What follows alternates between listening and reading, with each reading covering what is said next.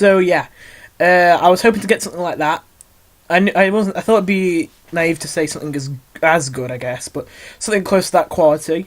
And I've got something that I'm still happy with, but like honestly, in hindsight, it would be nice if like I could have like fixed a couple of the issues. But honestly, I spent a long time trying to fix the issues, and honestly, I think the best way to do it would just be to completely scrap it and start over. So yeah, I sampled the snare 5, the mastered version of it, so not just like the actual sample itself. Like I actually recorded the snare in this like piece, like with all its reverb and compression and all that, and put it into here, and put all these settings on for greater spacing, wave spacing, and all that, and then made it play these notes. And then I vocoded it to a imaginary space. Oh no, it's literally just a saw. That makes sense. Actually, which are both going in here, and this is being wave shaped, which I was thinking it couldn't just be a saw; it needed to have something.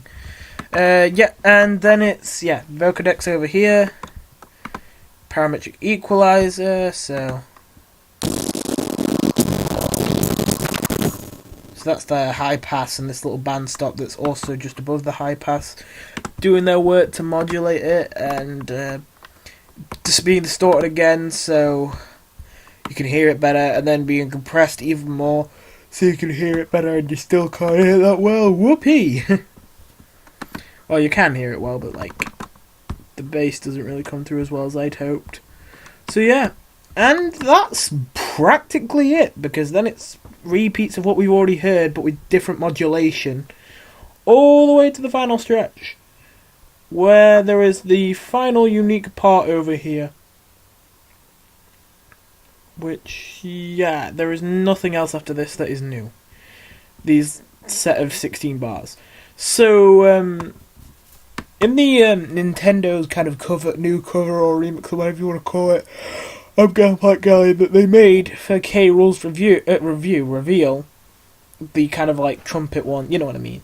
There's a part where like it slows down and it plays the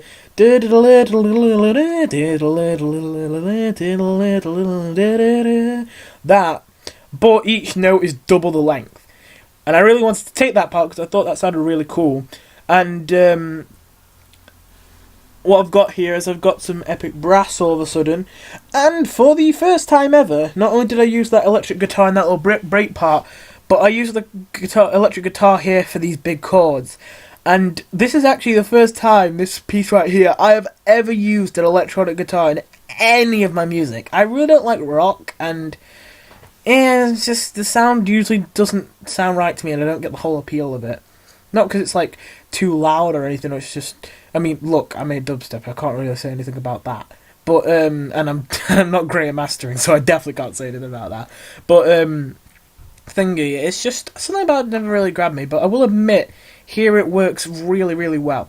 So here there is, by the way, these are just visualization, automation clips, don't worry about that. These two you don't need to worry about, but these are low passes for the electric guitar, and this is a Maximus pregain. So basically it's like a volume envelope, kind of, for the brass, so to make sure that it kind of bursts out. Wait, what's this again? Oh yeah, I made a completely new drum pattern, entirely in FPC, that like got super compressed. That was far less like electronic, and strong and all that, and more like, sounded more like someone's actually playing it on a drum set, kind of. Goes like this.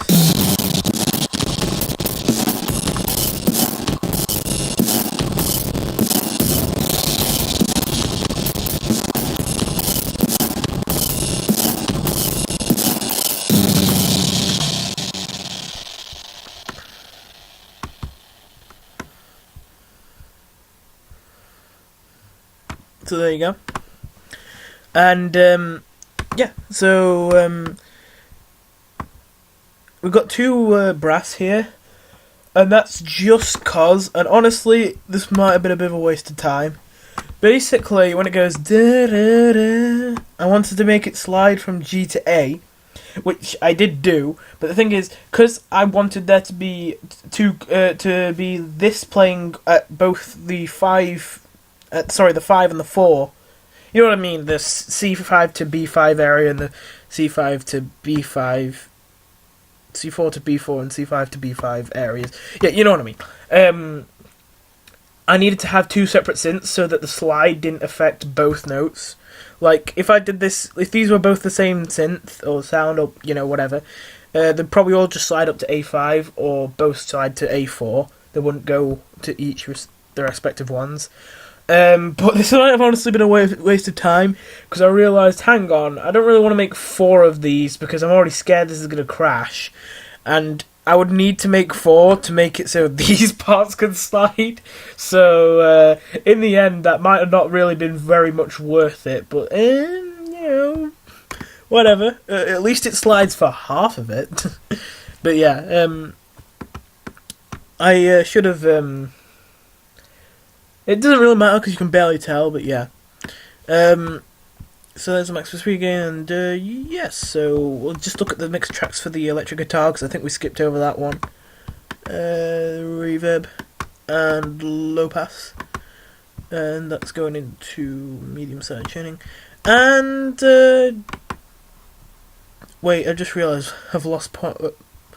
Which one's the wait, it's FL keys, wasn't it? Because the brass was originally a piano, and then it was a violin, and then it was woodwind. I literally... The thing is, I actually didn't want to go with brass at first, because I didn't want to make people think, oh, this is just like the Nintendo, with the trumpet and all that. But in the end, I just realised, wow, this just works with brass, and not even the other ones. So yeah, being wave-shaped, there's the Maximus, and that pre-gain has been automated. Reverb... Delay, hello, there you are, and low pass, and this is going into low side chaining. So yeah, and that is it. Yeah. Oh, and finally, there's just a couple patterns I missed out with kicks and cymbals and all that. So yeah, now we're done. So anyway, thank you for watching all this. Oh wait, last thing, I just realised I really should have mentioned this at the beginning. The tempo, if you have been attentive, you may have noticed that it's been changing, and right now it's at a really weird spot. So basically, the beginning part, the that part, I thought that sounded way too fast in 142 BPM. But I thought the drop sounded way too slow below 142 BPM. So what I ended up doing is, I already noticed that, as I mentioned at the beginning, the song is a bit weird with its timing, so it wouldn't seem out of place to have the tempo change. So you might not have actually noticed, it's surprisingly smooth. I honestly forgot that the tempo changed. But yeah, it's surprising how smooth you can make it. But yeah, basically the tempo slowly increases at the beginning, and then it goes back down a bit when it goes but then it comes back up to 142, and then it drops back down at the start of the second half, and then picks back up during the second drop. So if you didn't notice, in the second drop it actually starts off slowed down, and then it speeds back up, and then it stays at that tempo. So yeah, anyway, thank you for watching, I suppose. Thank you for enduring the absolute torrential lag, and I think I could finally close down this project now, and probably a good thing too before my laptop actually explodes. So goodbye.